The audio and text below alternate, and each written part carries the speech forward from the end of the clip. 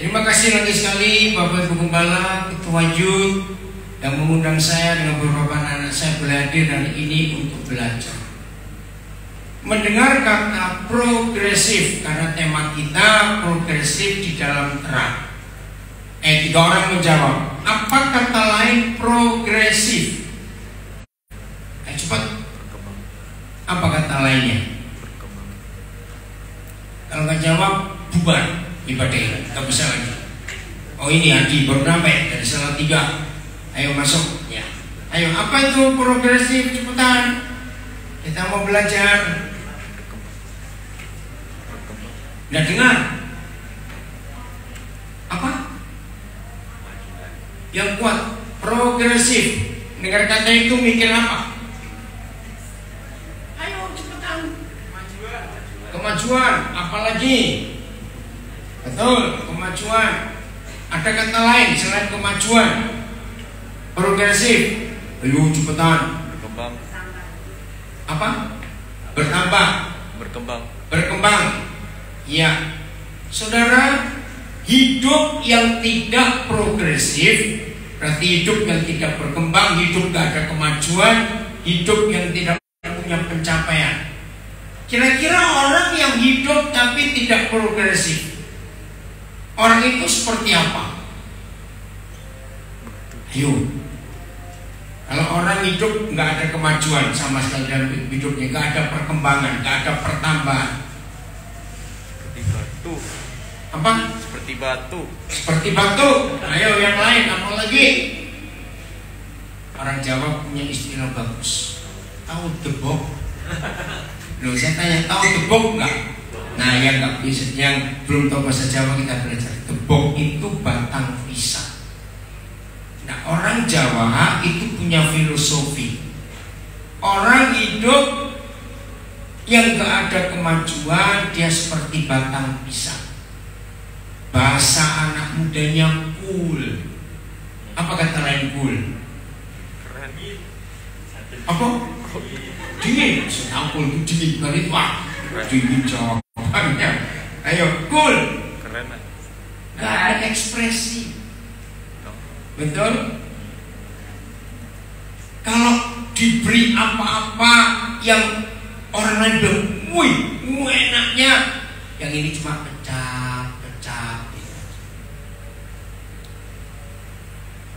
Ada nggak orang tua yang seperti debok? Bisa tanya, ada nggak? Ada nggak papa mama seperti batang pisang? Nggak ada ekspresi, nggak ada apa. Nah, hidup ini kalau tidak ada kemajuan, tidak ada pertambahan, tidak ada yang nampak perubahan di hidupnya. Coba saya berikan contoh lain tapi dengan pertanyaan. Orang seperti ini layak nggak dirayakan ulang tahun? Saya jawab, layak nggak? Oh, saya tanya kok. Kalau orang itu cool, nggak ada perubahan, nggak ada kemajuan, nggak ada ekspresi, nggak ada apa-apa, layak nggak dirayakan ulang tahunnya? Enggak, karena dia nggak tahu. Nah, apalagi saudara-saudara sebagai orang-orang muda, harus ada kemajuan, perkembangan, pertambahan dalam terang hidup ini. Oke, kenapa terang? Kita buka Yesaya 60 dan 61. 60 dulu. Yesaya 60 mulai ayat yang pertama. Yesaya 60. Kita baca bareng-bareng ya. Udah? Yesaya 60 mulai ayat 1. 1, 2, 3. Stop. Kata bangkitlah itu bacanya yang bangkitlah. Intonasinya gimana? 1, 2, 3. Bangkitlah menjadi teranglah, sebab terangmu datang dan kemuliaan Yahweh terbit atasmu. Ayat 2. Mengapa? Nah, ini penyebabnya.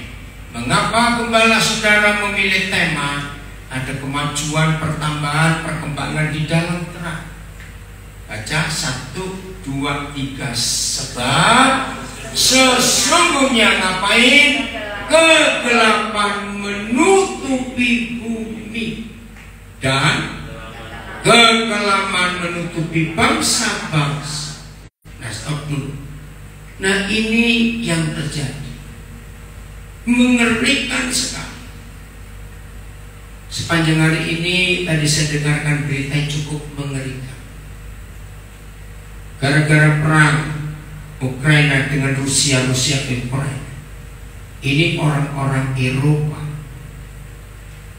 sedang mengalami resesi yang berat, bukan ekonomi saja.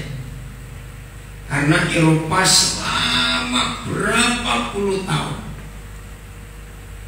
hidup mereka tergantung dengan gas bumi yang dari Rusia untuk semua kehidupan. Sepanjang hari ini berita tentang perang Rusia Ukraina itu memenuhi halaman-halaman berita dunia. Dan nggak tahu kalau dari Rusia nggak bisa didapat, mereka kan punya apa, harus beli gas yang mahal untuk semua kehidupan. Nah, bayangkan berarti gelapnya itu bukan cuma gelap secara rohani, tetapi gelap secara fakta. Karena nggak ada gas, mahal sekali, nggak hidup akan jadi bagaimana, dan dampak yang lain juga. Nah, saudara, ini fakta. Coba, ada nggak keluarga-keluarga juga hidup dalam kegelapan? Yaitu kalau papa mama, maaf, rajin bertengkar. Betul tidak? Kalau papa mama rajin bertengkar, walaupun di keluarga itu misalnya mendapat aliran PLN, listrik PLN sekian ribuan, lampunya secara fakta terang benar, tapi kalau papa mama bermasalah dalam hidup, maka itu gelap. Itu sebabnya Tuhan memanggil kita untuk menjadi terang. Katakan apa? Tuhan memanggil kita untuk menjadi terang di dalam kegelapan itu. Dan banyak peristiwa yang lain. Sampai tadi dalam perjalanan dari tendean ke Pos Ono ini, saya masih ngurus orang bayi umur hampir 6 bulan, ditinggal oleh ibunya, jadi TKW ke Arab Saudi. Nah, saya belum pernah ketemu bapaknya anak ini, tapi kami kontak berapa hari ini. Kemarin seharusnya mereka berangkat ke Nabire. Ternyata sorenya bayi ini panas tinggi. Sudah sampai bandara tadi malam, tidak jadi berangkat karena nggak boleh naik pesawat, ada surat dari dokter. Nah, betapa gelapnya dunia ini, dan kita harus jadi terang. Maka saya bilang pada bapaknya, apapun terjadi, kalian tuh harus tetap terang. Kami berunding. Bagaimana caranya? Nah, saudara, ada banyak. Kemarin sore tanpa rencana, saya nggak tahu, mungkin ada tadi saya nggak ngecek di Instagram. Saya ketemu saudara ini di Instagram, atau lagi ngajar, tiba-tiba Rubus perhatikan, kamu cari orang ini. Nah, saya nggak kenal. Saya juga tidak tahu dia itu siapa, sekolah apa, kerja apa. Lalu saya chatting dengan dia di Messenger Instagram saya. Terus dia balas. Ternyata saudara kita ini betul-betul sedang dalam, bukan cuma gelap saja. Dia dapat beasiswa dari satu provinsi jauh dari Jawa, jauh sekali. Nah, Selama 3 semester dia kuliah online, jadi masih belum berangkat di kampungnya sana. Baru dia berangkat 3 bulan yang lalu, baru masuk kampus tatap muka. Ternyata dalam awal bulan ini, entah karena alasan apa, dia juga tidak tahu. Lalu pemerintah provinsinya memutuskan beasiswa itu tanpa dia tahu. Uang kos tidak dibayar, dia akhirnya makan numpang-numpang dengan teman-temannya. Dia cerita kemarin satu malam dia sudah kelaparan, nggak tahu mau makan apa. Tiba-tiba ada teman baiknya, orang Papua, datang jam 1 malam ke kosnya, padahal rencana cuma untuk main-main. Dan teman ini kaget melihat saudara kita ini lemes. Ayo kita makan sekarang. Nah, kemarin dalam perjalanan saya dari Lampung ke Jakarta, tiba-tiba saya kok digerakkan, coba kamu tanya anak ini ada di mana sekarang. Nah, begitu saya kontak dia udah butuh ketemu. Nah, pas kami ada di satu mall di Jakarta Selatan. Nah, itu baru saya ketemu.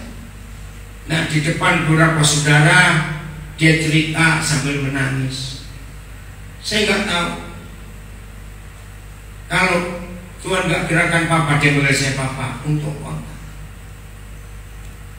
Dia nggak tahu mau jadi apa hidup ini. Karena sejak dia cerita itu, saya bilang lanjut kuliah. Papa kan berusaha untuk kamu bisa tetap. Saudara, di hidup kita, saya ingin sebagai orang-orang muda, saudara menjawab, di dalam hidup kita banyak gak orang-orang yang sedang hidup dalam kegelapan? Betul? Hari Senin yang lalu, ini Sabtu, tiba-tiba ada orang WA saya dengan wajah orang menangis. Nah, saya sudah lama nggak ketemu orang ini, kira-kira ada 8 tahun. Tiba-tiba dia bilang, semasa jadi Nabire Senin yang lalu itu, dia ngomong, dia sebut nama seseorang. Nah, saya lupa-lupa. Terus kenapa? Sekarang dia ini ada di satu desa kecil, 8 jam dari Nabire. Hah? 8 jam itu ke arah mana? Saudara, akhirnya kami mulai diskusi. Ya ampun, maaf. Jadi saya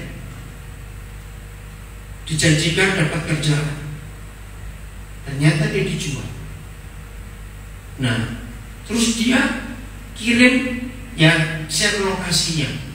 Wih, ini satu, memang ini ibu kota kabupaten, tapi di pedalaman. Saya tanya, lo kenapa bisa ada di situ? Terus dia menangis lagi. Itu tadi mau cari kerja, ternyata dipekerjakan, jahat sekali nih. Saya bilang laporkan polisi. Masih ingat istilah human trafficking? Ini penjualan manusia ini kalau begitu. Saudara, ada banyak orang yang hidup di dalam kegelapan. Nah, untuk itulah sebagai gereja kita harus tampil menjadi terang. Katakan amin. Menolong, menyelamatkan mereka.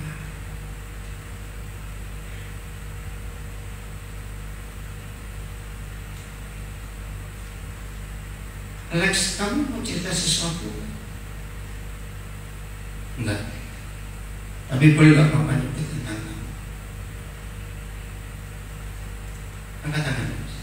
Baik. Saya belum pernah tahu Alex baru, nggak sampai sejamnya. Setiap Senin, Rabu, Jumat dengan tim kami punya pelayanan untuk Zoom dengan beberapa lembaga pemasyarakatan di Indonesia. Itu terjadi gara-gara pandemi tahun 2020 yang lalu. bulan Juni oleh seorang anak Tuhan yang punya hati untuk pelayanan di penjara, namanya Pak Andreas Nurmandala. Nah, Pak Andreas sudah kenal saya lama, pelayanan di beberapa penjara. Pertama kali ketemu di Nusa Kambangan kira-kira 13 tahun yang lalu. Nah, sejak itu Pak Andreas selalu kontak saya untuk semua pelayanan. Maaf ya Alex, Papa cerita. Nah, berapa waktu yang lalu Alex ini muncul di Zoom pelayanan penjara di Jawa Tengah sini. Saya nggak sebut kota. Puji Tuhan, Tuhan ubah hidupnya. Dia baru bebas. Kapan guys? Tanggal 5 Juni baru saja. Saya nggak pernah urus kasusnya apa. Tapi yang saya urus dia itu penyebab KDRT dan keluarga orang tua, kekerasan dalam rumah tangga. Sampai Alex dengan emosi dalam semua penelitian itu, bukan karena salah dia, itu karena akibat yang terjadi.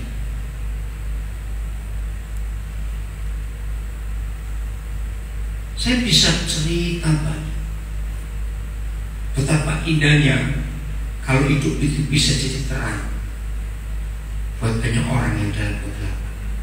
Amin. Untuk itu, maka itu izinkan saya berkata, jangan main gereja-gerejaan, setuju?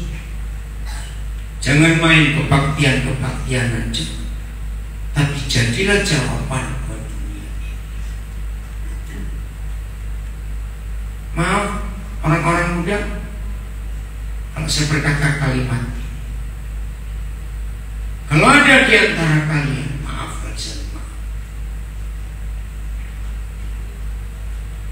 berasal dari keluarga yang tidak harmonis, ampuni Papa, setuju? Dan jangan salahkan mereka, jangan. Walaupun mereka salah di mata kalian sebagai anak, itu nggak bisa dipermasalahkan. Sudah terjadi, ya sudah. Tapi ini yang kita ambil keputusan hari ini. Janji suatu hari Papa di surga memberkati kalian. Kalian bisa ketemu jodoh, lalu kalian menikah. Janji. Apa yang terjadi dengan hidup kalian karena Papa yang tidak baik, maaf, ambil keputusan, jangan mengulangi kesalahan mereka. Setuju anak-anak muda? Loh, saya tanya setuju? Jangan ulangi kesalahan mereka.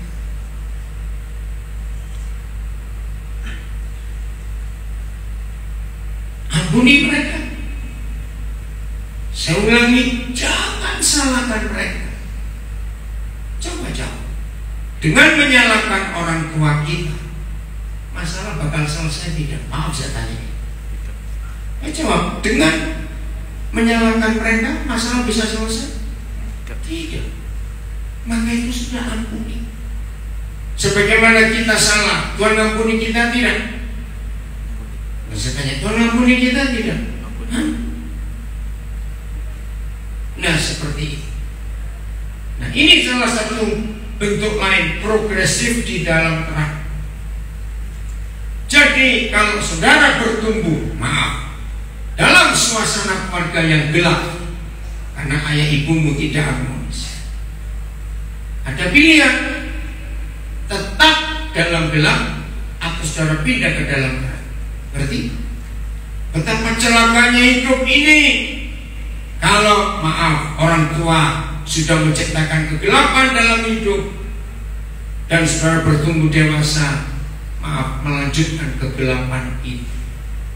Boleh nggak saya berkata kalimat itu? Maaf, betapa bodohnya gitu. Jadi kalau orang tua kita dalam kegelapan, ampuni mereka dan ambillah keputusan sebagai anak-anak, sebagai orang muda, saudara akan maju dalam terang, bukan tinggal dalam gelap. Katakan amin. Buat persiapkan untuk punya tekad yang benar untuk hal ini. Kamu tidak akan hancur hidup ini. Nah, inilah yang Tuhan ingin dalam kehidupan kita. Jadi persiapkan diri baik-baik. Tinggalkan kegelapan. Hidup dalam terang. Ayat berikut 1 Petrus 2 ayat 9. Apa sih yang Tuhan panggil atas hidup kita? 1 Petrus 2 ayat yang ke-9. Kita lihat. Kata kamu ganti aku ya. Semuanya baca.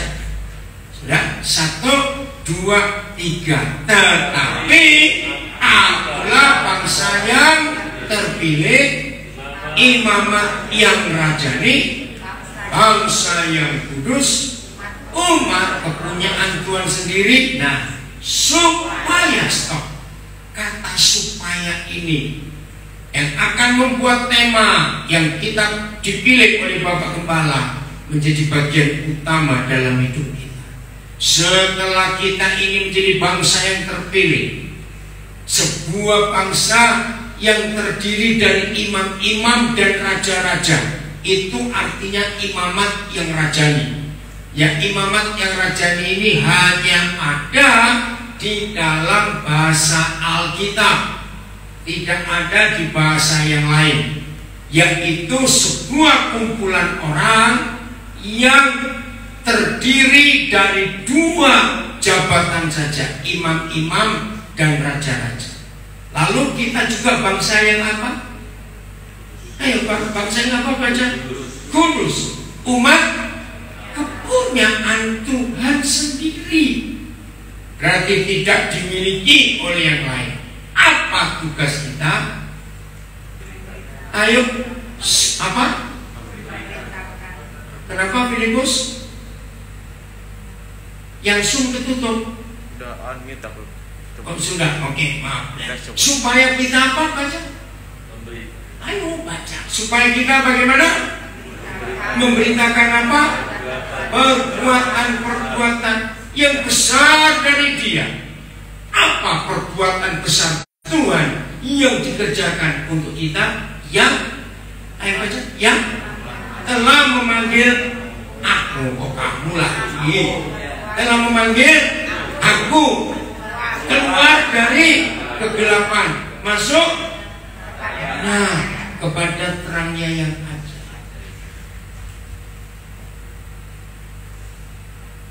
Suatu saat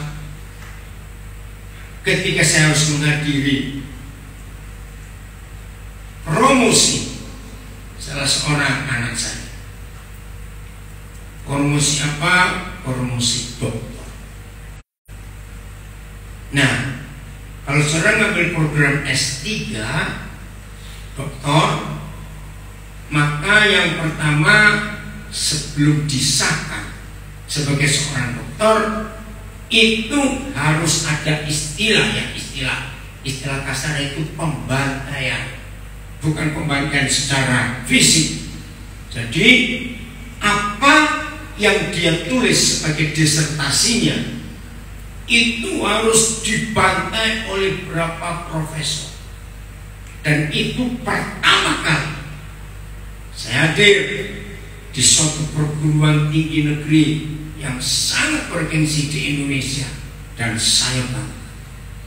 Tapi ketika saya mengikuti sidang pembantaian itu, ya istilahnya mempertahankan disertasi, wih, itu betul-betul seperti orang yang mau masak ikan, ceplok begitu ya. Wih, ditanya ini, dibantai itu pertama kali saya di sebuah acara yang betul-betul menegangkan, dan saya punya pengalaman yang indah. Nah, sejak itu berapa kali lagi saya juga menghadiri sidang itu untuk beberapa anak saya lain. Tapi yang kasus ini sudah. Nah, karena dia nggak punya ayah, maka seorang profesor yang sudah tahu dari anak saya ini bahwa saya itu ayah. Nah, ketika maju orang bingung. Kenapa bapaknya kok Cina, anaknya kok? Dan saya guyon dengan profesor itu. Akhirnya mengerti dan anak saya juga saudara. Yang saya ingin yakinkan saudara, siapa anaknya? Saya dipertemukan Tuhan dengan dia di suatu desa yang waktu itu tahun 96 di desa dia tinggal belum ada listrik. Waktu saya masuk ke rumahnya, saya bertemu dengan ibu. Maaf, tahun itu lantai rumahnya masih tanah. Bayangkan, sudah nggak ada listrik, lantai rumahnya tanah, dinding rumahnya itu dari papan yang sudah lama. Dan dia ini anak tunggal dari ibu. Anaknya sudah cerita kalau saya mau datang dan saya akan kuliahkan dia. Ibunya ini sampai menangis, dia jabat tangan saya, terima kasih Pak, kalau bisa ngangkat anak saya. Sambil ibu ini menangis dan lihat, Pak, ini kondisi kami. Gak apa-apa ibu, saya pegang pokoknya, gak apa-apa ibu, kok saya khawatir. Tapi hal yang menyedihkan, sebelum anak ini lulus S2, ibunya dipanggil. Wajar dia sedih, atau pemakaman ibunya saya hadir. Saya bilang, kamu gak usah takut, kamu gak usah khawatir untuk hidup, Papa kan lanjutkan untuk kuliah. Dan saya bilang, kamu kan masih punya kami sebagai papa. Nah, maaf saya cerita, dari ibunya saya dengar pengakuan, maaf Pak, waktu saya masih muda saya nggak ngerti, ya saya tinggal di desa Pak, akhirnya terjadi free sex. Tapi ibunya berkata, kalau kata yang paling jahat, saya ini diperkosa. Untuk dengar itu dari seorang ibu. Tapi saya mampu membesarkan anak ini, walaupun dia berjuang susah payah. Dia bisa lulus SMA. Waktu saya terima ijazah SMA-nya, saya senang, bangga sekali. Dan buat saya itu sudah cukup.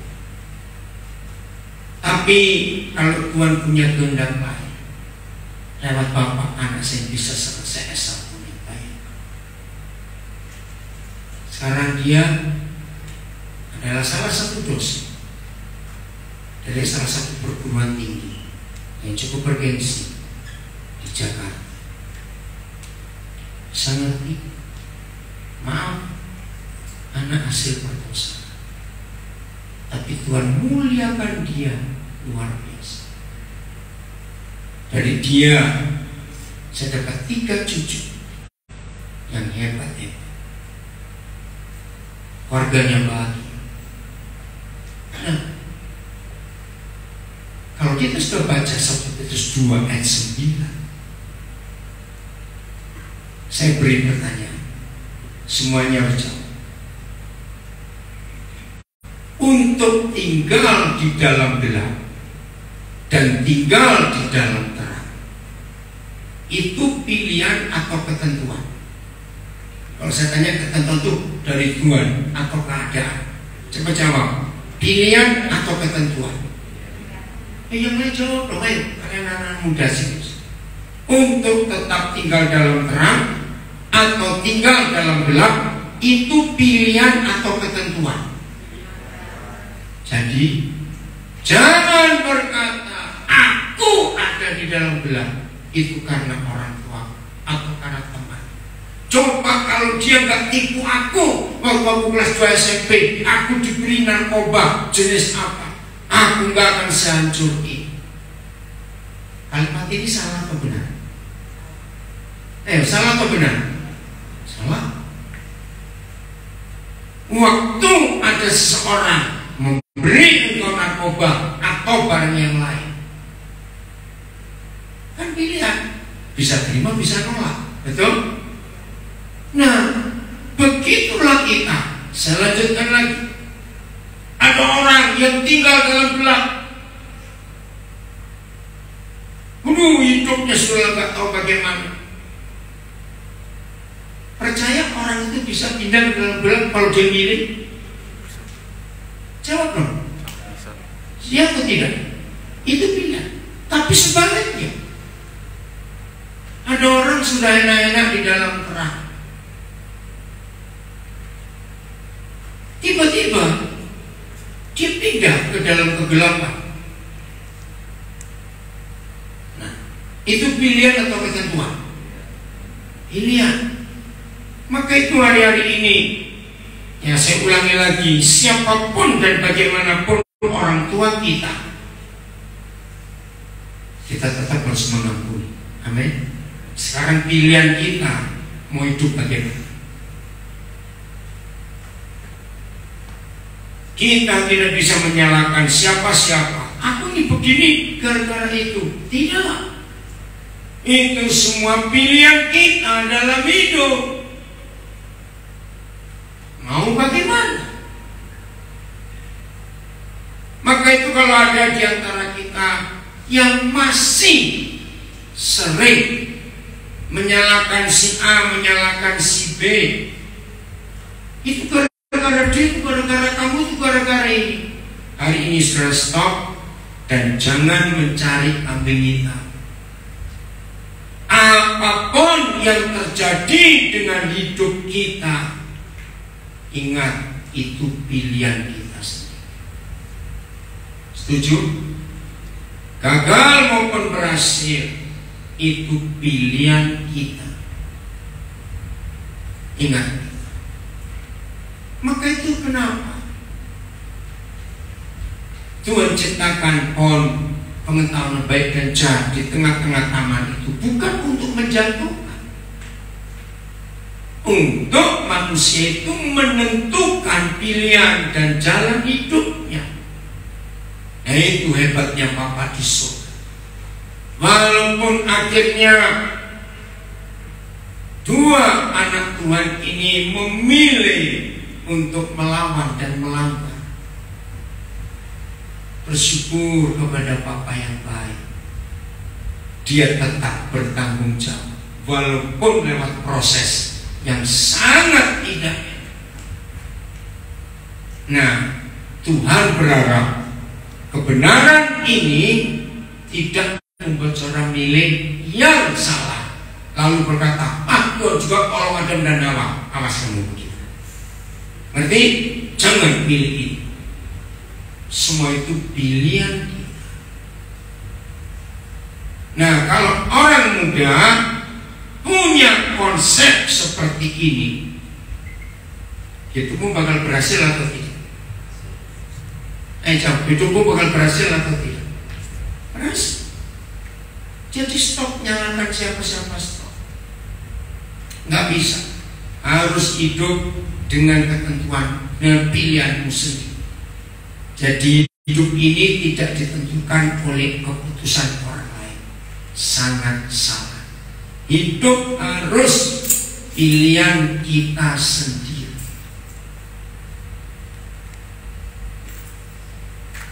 Ini yang Tuhan ingin dalam kehidupan kita. Kita boleh gak kalau Opa minta kamu saksi sedikit tentang kamu dokter ini? Coba baca. Nah, ini satu contoh. Ini salah seorang cucu saya yang hebat. Ya. Nah, setelah dia lulus SMA, akhirnya dia kuliah. Opa lupa, kamu ambil fakultas apa waktu itu? Ya, teknologi pangan. Berapa semester? 2 semester ya. Nah, tiba-tiba nggak tahu bagaimana dia dapat kesempatan diterima di fakultas kedokteran Undip. Oh, di UPI. Wah, sekarang saya juga bingung. pasti mahal biaya. Coba kamu cerita deh, supaya ambil kenalan. Ayo, dia kelahiran Manokwari. Manokwari ya? Malang. Oh Malang, maaf. Bisa Bisa di Manokwari. Oke, coba cerita dulu. Saya Pinan Dito, panggilan saya Dito. Ayah saya orang Maluku, orang Ambon. Ibu saya orang Jawa Makassar. Saya lahir di Malang, tapi saya besar di Manokwari di Papua. Saya cucu Pak Daniel, kemudian almarhum ayah, kemudian ibu saya juga ya anak rohani dari Pak Daniel hingga saat ini. Ya sudah lama ya nggak bersaksi ya Pak ya. Menjadi dokter itu bagi saya juga suatu kesaksian, karena saya tidak pernah sedikit pun membayangkan saya akan menjadi dokter ya. Saya besar di keluarga yang sederhana, yang memang juga terus bergumul dalam Tuhan. Ayah saya juga awalnya juga Kristen KTP, ibu saya juga seorang Muslim awalnya, kemudian dipanggil oleh Tuhan. Saya sendiri besar bisa dibilang karena kasih karunia Tuhan saja ya, karena saya besar juga tidak dengan bimbingan orang tua, karena saya dari SD kelas 1 saya sudah merantau di Jakarta, di Bekasi, kemudian saya ke Jogja, kemudian balik ke Jakarta. Jadi intinya saya tidak pernah bersama dengan orang tua. Ya karena kasih karunia Tuhan saja saya bisa mengenal Tuhan seperti saat ini. Kemudian kembali lagi, saya tidak pernah sedikit pun membayangkan dapat menjadi dokter, walaupun memang ketika saya SMA saya tergerak untuk ingin menjadi dokter, karena almarhum ayah saya melayani di pesat ya kayak di HIM. Saya dulu SMA di Jogja, kemudian ketika saya liburan saya kembali ke Manokwari, liburan ke Manokwari untuk diajak bersama ayah saya melayani di HIM. Ayah saya mengajar anak-anak Papua, dan di situ saya tergerak hati saya. Saya berbicara dengan almarhum ayah saya waktu itu bahwa kayaknya seru juga ya Pak ya melayani dengan anak-anak Papua. Iya nak, ayah ini kan, papa ini kan di bidang pendidikan, mungkin kalau kamu mau kamu di bidang kesehatan, karena kalau kamu lihat kasihan orang Papua itu untuk dalam bidang kesehatan masih sangat kurang diperhatikan. Dan di situ mungkin cikal bakal saya sepertinya menjadi dokter nih.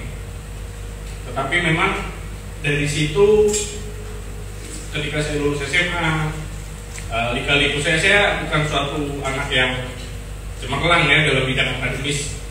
Tapi saya tetap masa jadi dokter harus pintar sih. Kemudian saya lulus SMA,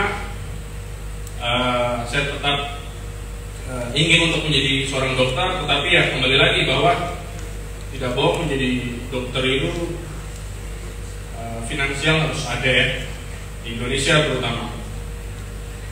Di situ keluarga saya juga sedang ya mengalami cobaan. Ayah saya terkena stroke tahun 2009, sehingga untuk pengeluaran secara finansial pun ya agak tergoncang saat itu. Apalagi keluarga saya dari Manokwari, dari Papua pindah ke Semarang. Jadi dari 2009 sejak ayah saya terkena stroke, kami pindah Semarang. Di situ saya mungkin mulai ya bertanya kepada Tuhan, Tuhan kayaknya saya harus jadi dokter deh. Ya belum untuk pengobatan ayah saya, kemudian adik saya juga sekolah dan lain-lain. Jadi di situ saya berdoa, kemudian saya bergumul. Hanya memang ya di situ saya merasa kayaknya saya nggak bisa jadi dokter nih. Ya udahlah, saya ambil yang lain aja. Tetapi yang unik adalah yang berkesan untuk saya adalah ayah saya, papa saya selalu berkata bahwa tenang kamu tuh jadi dokter gitu. Ya karena waktu itu ayah saya sakit ya, dan ayah saya terkena stroke. Jadi sebagai informasi bahwa ayah saya itu adalah seseorang yang keras sebelum terkena stroke. Beliau mengajar saya benar-benar dengan firman dan juga dengan tongkat. Jadi saya juga besar juga awalnya saya besar dengan takut akan papa saya. Papa saya orangnya keras. Tetapi ketika terkena stroke, Tuhan sentuh betul-betul, papa saya menjadi pribadi yang menyenangkan, yang bisa diajak berbicara, yang bisa tertawa, yang bisa untuk saya berkomunikasi. Dan di situ papa saya selalu bilang bahwa anak kamu tuh jadi dokter gitu. Ya karena mungkin saya juga ingin menyenangkan papa saya saja saat itu, ya saya bilang ya pak ya berdoa aja ya. Dan papa saya juga bilang, katakan anak setiap pagi kalau kamu bakal jadi dokter. Kalau kamu merasa itu kurang, coba kamu print foto di Google dokter, kamu tempel di dinding, di lemari, sehingga setiap pagi kamu lihat dan kamu perkatakan saya dokter umum, saya dokter umum. Saat itu memang terkesan konyol ya buat saya yang mungkin saat itu usia saya 19 tahun, 18 tahun. Kemudian saya mengambil ujian masuk. Ujian masuk pun itu ya, saya mengambil ujian masuk, saya coba untuk ujian masuk Undip, kemudian UGM dan lain-lain. Di situ memang saya berharap kepada Tuhan bahwa ya ini mungkin jalan saya, dan saya belajar setengah mati dengan usaha saya sendiri. Tapi ternyata saat itu saya terkena kecelakaan di mana tangan kanan saya patah. Tangan kanan saya patah, saya tidak bisa ujian. Sehingga saya bertanya lagi kepada Tuhan, kok gini tuh Tuhan? Ya maksudnya apa yang sudah saya bangun, saya berusaha dengan kekuatan saya, tapi kok saya nggak bisa lagi nih jadi dokter. Nah di situ saya juga mulai meragukan Tuhan saat itu. Saya belum melihat kuasa kerja Tuhan di dalam hidup saya saat itu. Saya masih bertanya-tanya. Akhirnya saya nggak jadi dokter, saya masuk di Unika Teknologi Pangan. Di Unika Teknologi Pangan saya masuk, kemudian saya kuliah seperti biasa dan lain-lain. Selang kurang lebih 1 tahun itu saya pun bergumul, saya berdoa, dan kembali lagi uniknya bahwa ayah saya dan juga papa saya, kemudian juga mama saya, herannya adalah selalu berkata bahwa terkadang kalau misalnya kita lagi ngobrol dengan keluarga selalu bilang, ya itu kamu jadi dokter aja gitu. Ya sekarang udah jadi teknologi pangan, adanya masak roti bukan ngobatin orang, saya bilang gitu. Terus papa bilang, bisa gitu. Percaya makanya katakan gitu.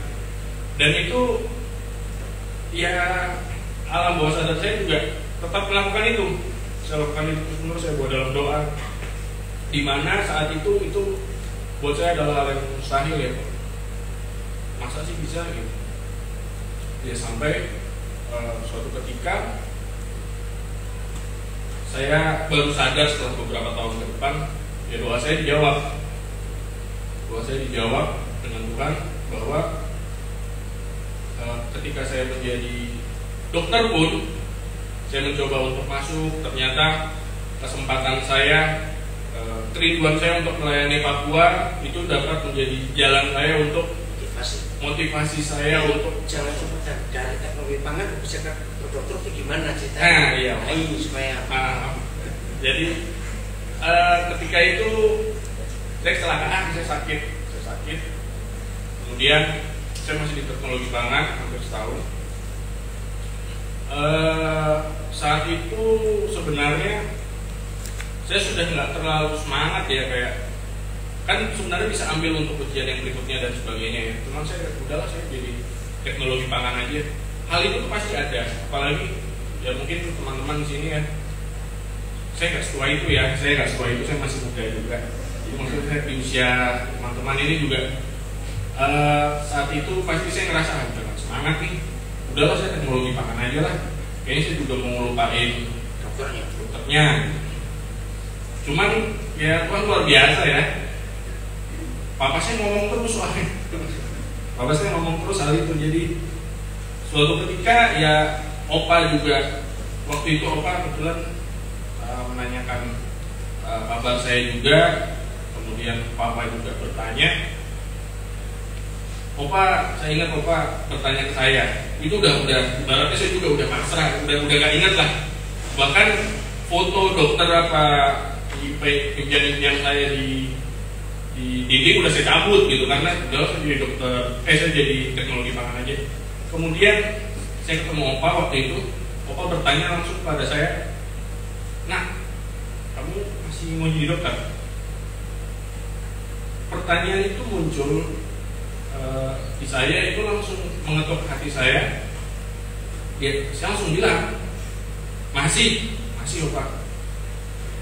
Tapi itu titik, dan saya tidak pernah menanyakan bagaimana Opa caranya, pas percaya aja. Di situ saya percaya aja. Entah bagaimana saya pun merasa bahwa itu pertanyaan yang harus saya jawab saat itu, dan saya harus percaya. Ketika saya menjawab itu, ya akhirnya saya juga ya Opa juga bertanya, "Kamu mau di mana sekolahnya, kemudian apakah masih ada yang buka dan sebagainya." Dan ya ternyata saat itu satu-satunya yang buka dan ujian terakhir pembukaan itu adanya cuma Universitas Kristen Indonesia UKI di Jakarta. Jadi itu pun saya harus ke Jakarta dan sebagainya. Dan itu saya lakukan dengan kondisi saya sakit, waktu itu tangan saya patah. Jadi kalau dibilang males, ya sebenarnya malas sekali ya untuk ke Jakarta dengan kondisi tangan yang patah dan sebagainya. Tapi itu semua saya lakukan. Ya memang Tuhan juga beri kekuatan sehingga saya bisa melakukan semua itu. Saya ujian, kemudian saya percaya, saya berdoa, apapun hasilnya pasti yang terbaik. Memang rencana Tuhan, bukan saya. Di situ saya sempat berpikir, ini kan nggak murah ya.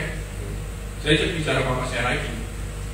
Kemudian papa saya selalu bilang, "Loh, kalau misalnya Tuhan mengizinkan kamu untuk masuk dan Tuhan mengizinkan kamu memulai perjalananmu untuk menjadi seorang dokter," waktu itu saya belum terima. "Ya pasti kamu harus percaya, Nak, bahwa apa yang sudah dimulai Tuhan, pasti Tuhan juga akan selesaikan. Tuhan gak pernah setengah-setengah." Itu yang saya pegang untuk semua hal sampai saat ini. Walaupun saya sudah berkeluarga, itu yang saya pegang. Ketika Tuhan memulai, Tuhan pasti juga yang akan menyelesaikan. Dan Tuhan tuh gak pernah setengah-setengah. Dan kadang itu kita gak tahu, kita gak pernah tebak apa yang Tuhan mau, apa yang Tuhan kerjakan. Itu mungkin yang teman-teman bisa pegang. Oke. Ketika saya mengatakan seperti itu, saya mencoba untuk percaya. Saya berdoa, saya buat dalam doa, dan ya puji Tuhan, keterima. Kemudian saya juga beritahu Opa, dan saya mengurus untuk berkas dan sebagainya. Dan di situ pun ketika saya bertanya kepada Opa ini uang masuknya segini Opa? Ya udah Nak, berdoa gitu. Ini bukan karena Opa. Oh iya Opa ya. Ya akhirnya berdoa lagi. Kemudian yang menjadi suatu mujizat adalah uang masuk saya saat itu, di mana saya juga ketar-ketir ya saat itu ya. Saya buat dalam doa, yang memberikannya juga memang Opa juga Tuhan membantu lewat Opa, kan, tetapi yang menjadi mujizat buat saya adalah saya ada seorang keluarga, punya seorang keluarga di mana keluarga saya ini hatinya itu sangat keras, bahkan kepada keluarga sendiri. Keluarga saya ini di Jakarta, itu kakaknya papa saya sebenarnya, Bude ya kalau di sini bilangnya.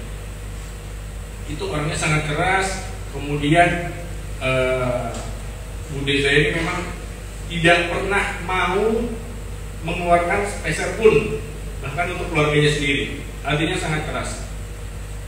Tetapi entah kenapa saat itu untuk pembayaran uang masuk saya, uang kuliah saya,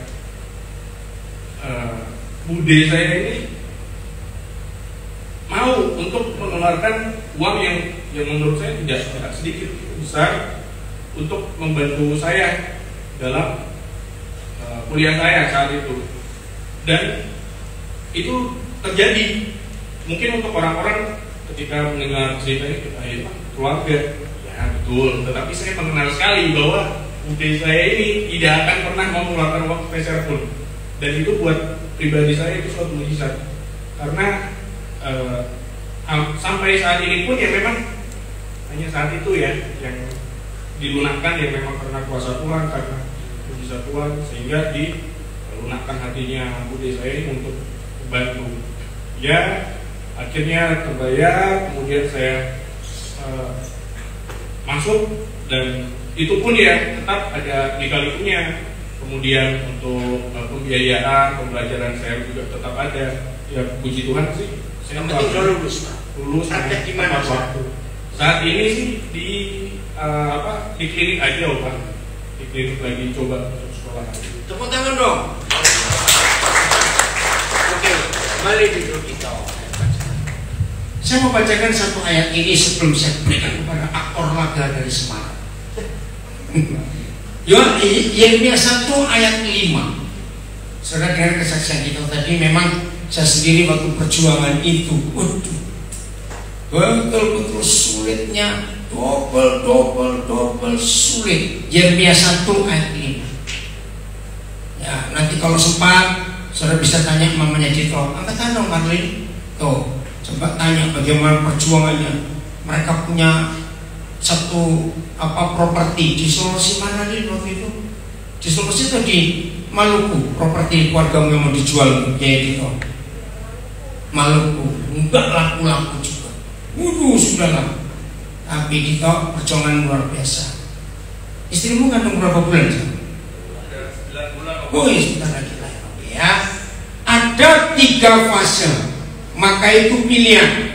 Nah, setelah Papa sharing ayat 5, kami melanjutkan. Nah, ini dasarnya gembala, hamba Tuhan ini.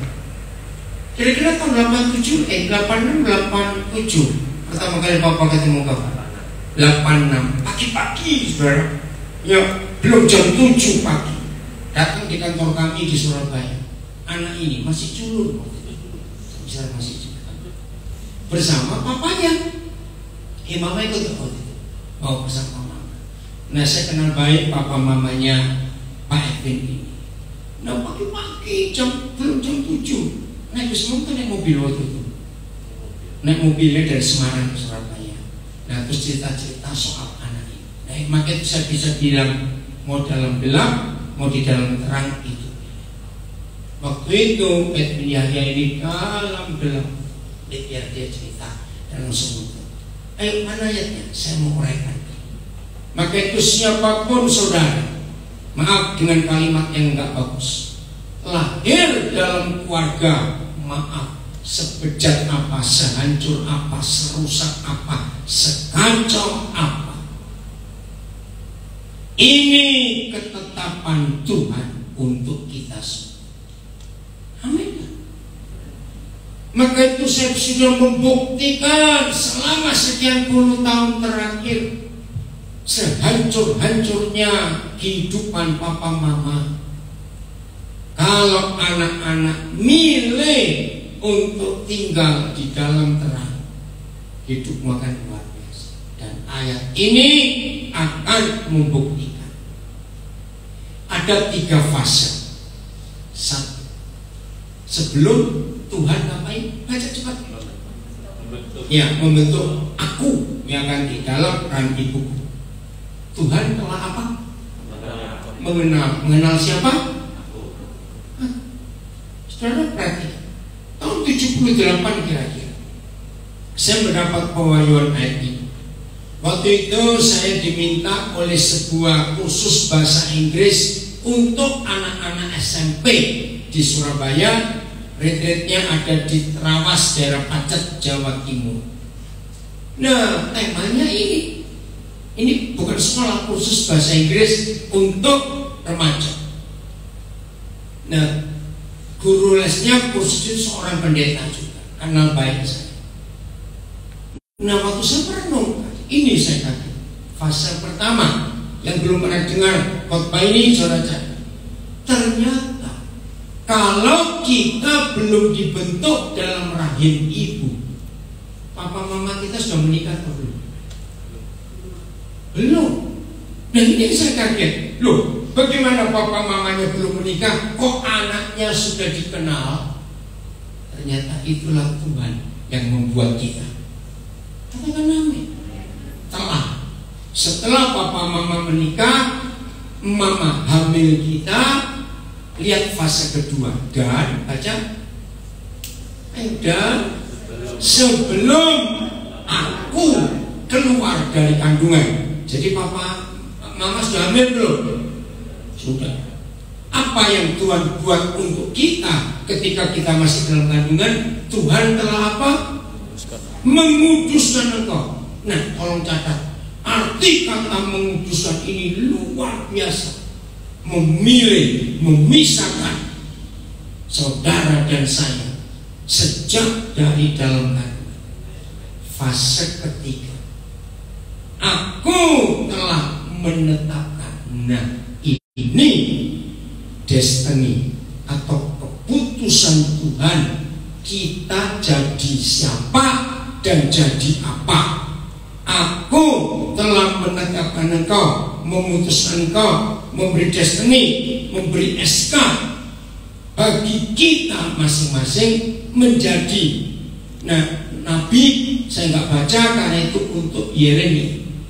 Dan untuk setiap kita Tuhan punya ketetapan yang berbeda-beda. Tapi ruang kerja kita ada di mana? Baca itu. Bagi bangsa-bangsa. Pernah dengar istilah go internasional? Belum saya tanya, pernah? Nah, itu. Jadi Tuhan sudah menetapkan kita, memberikan S. Michael, kamu berdiri. Ya, ini cucu saya lagi dari Nabile.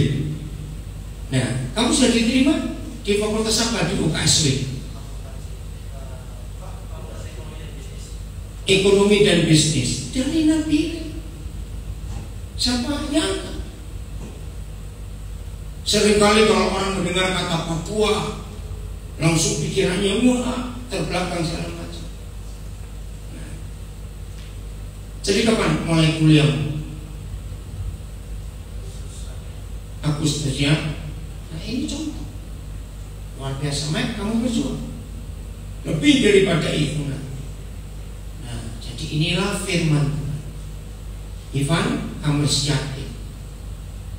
Kamu itu orang yang luar biasa, tidak boleh menyerah. Next, maaf, memang orang berkata kalau kamu lulusan penjara, tapi buktikan kepada dunia Tuhan bisa memakai kamu luar biasa dengan firman. Tepuk tangan buat dirimu sendiri dong masing-masing. Ayo semuanya. Edwin, lanjut.